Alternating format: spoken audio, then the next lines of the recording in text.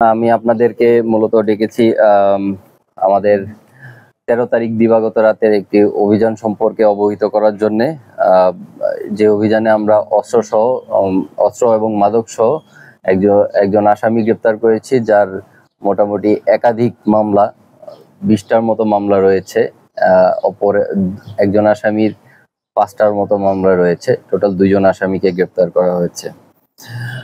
আপনারা জানেন rapid action battalion RAB 11 গত 5 আগস্ট 2024 তারিখ হতে অদ্যাবধি তার দায়িত্বপূর্ণ এলাকায় বিভিন্ন ধরনের চাঞ্চল্যকর অভিযানে অনেক অপরাধী, প্রায় 215 জনের মতো চাঞ্চল্যকর অপরাধী গ্রেপ্তার করেছে। স্বরাষ্ট্র মন্ত্রণালয়ের তালিকাভুক্ত শীর্ষ সন্ত্রাসী একজন গ্রেপ্তার করেছে কিছুদিন আগে, এবং আরসা সদস্য 15 জন, জঙ্গি গ্রেপ্তার হয়েছে 2 জন, এবং বিভিন্ন ধরনের মামলায় বিপুল পরিমাণ মাদক এবং 105টি অস্ত্র এবং 417 জনের অধিক লোক মাদক মামলায় গ্রেফতার করেছে। আপনাদের যে কারণে ডেকেছি, গত 13 তারিখ দিবাগত রাতে 14 তারিখ প্রথম প্রহরে রাত 1টার সময় র্যাব 11 CPC 2 কুমিল্লা ক্যাম্পের একটি আভিযানিক দল গোপন সংবাদের ভিত্তিতে বিশেষ একটি অভিযান পরিচালনা করে কুমিল্লা জেলার কোতোয়ালি মডেল থানাধীন ভাটকেশ্বর এলাকায় এই অভিযানটি পরিচালনা করা হয়।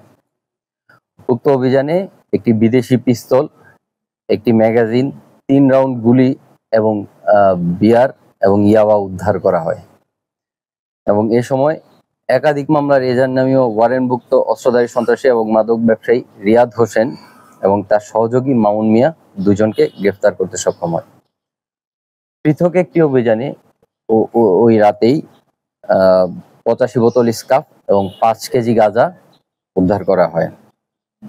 প্রাথমিক অনুসন্ধানে জানা যায় যে গ্রেপ্তারকৃত আসামি রিয়াদ হোসেন কুমিল্লা জেলার কোতোয়ালি থানাধীন ভাটকেশ্বর গ্রামের মোহাম্মদ জসিমের ছেলে, এবং আরেকজন আসামি মামুন মিয়া কুমিল্লা জেলার কোতোয়ালি থানার ভাটকেশ্বর গ্রামের মৃত মঞ্জিল মিয়ার ছেলে। গ্রেপ্তারকৃত 1 নং আসামির বিরুদ্ধে একাধিক মামলা রয়েছে এবং অস্ত্র মামলাও রয়েছে। প্রাথমিক অনুসন্ধানে সে পার্শ্ববর্তী দেশ ভারত হতে অস্ত্র এবং মাদক সংগ্রহ করে কুমিল্লার বিভিন্ন এলাকায় দিয়ে আসছিল, পাইকারি মূল্যে এবং খুচরা মূল্যে বিক্রয় করে আসছিল। তার দখলে থাকা অস্ত্রের মাধ্যমে বিভিন্ন ধরনের সন্ত্রাসী কার্যকলাপ, চাঁদাবাজি, ছিনতাই, ডাকাতি এবং ভয়ভীতি সহ বিভিন্ন ধরনের ধর্তব্য অপরাধ সম্পাদন করে আসছিল। এলাকায় তার খুবই ত্রাস ছিল এবং সে এলাকার একজন ত্রাস ছিল। অভিযান শেষ করে যখন আমি ফিরে আসছিলাম, তখন এলাকার একটি দোকানে লোকজনের সাথে আমার কথা হয়। তার ব্যাপারে লোকজন একটু কথা বলতে বিব্রত বোধ করছিল। তাদের ভাষ্য অনুযায়ী সে তো এলাকায় থাকে না, সে তো বেশিরভাগ সময় জেলখানাতেই থাকে, এটা ছিল তাদের ভাষ্য। সুতরাং বোঝা যাচ্ছে যে তার ভয়ভীতিটা কিরূপ ছিল। অপর সহযোগী আসামি মোহাম্মদ মামুন মিয়া, যে অপরাধটি 1 নং আসামি করেছে রিয়াদ, তার সহযোগী হিসেবে ছিল, এবং অস্ত্র এবং মাদক বিরোধী ধারাবাহিক অভিযানের অংশ হিসেবে এই অভিযানটি পরিচালনা করা হয়েছে। অস্ত্র এবং মাদকের বিরুদ্ধে র্যাব 11 এর অভিযান অব্যাহত থাকবে এবং গ্রেপ্তারকৃতদের পরবর্তী আইনানুগ ব্যবস্থা গ্রহণের জন্য কোতোয়ালি থানার নিকট হস্তান্তর প্রক্রিয়াধীন রয়েছে। পিআর অনুযায়ী জিজ্ঞাসাবাদে রিয়াদ জানায় যে তার বিরুদ্ধে 18টা মামলা রয়েছে এবং অপর আরেক 18টি মামলা রয়েছে। এর মধ্যে অস্ত্র মামলা রয়েছে এবং বেশিরভাগই মাদক মামলা। সে মূলত মাদকের সাথে সংযুক্ত। এবং আপনারা যদি দেখে থাকেন, কিছুদিন আগে দিদার নামে একজন মারা গিয়েছে, যে মাদকের সাথে জড়িত ছিল।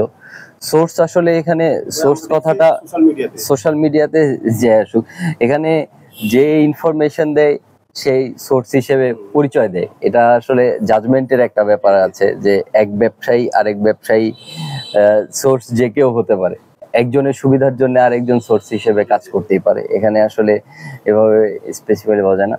সুতরাং এরা যখন কানেক্টেড থাকে মাদক ব্যবসার সাথে, তাদের সাথে অস্ত্রেরও একটা লিঙ্ক থাকে, আলটিমেটলি অস্ত্রের একটা লিঙ্ক থাকে, সেখান থেকেই সে অস্ত্রের একটা লিঙ্ক হচ্ছে। আপনারা কি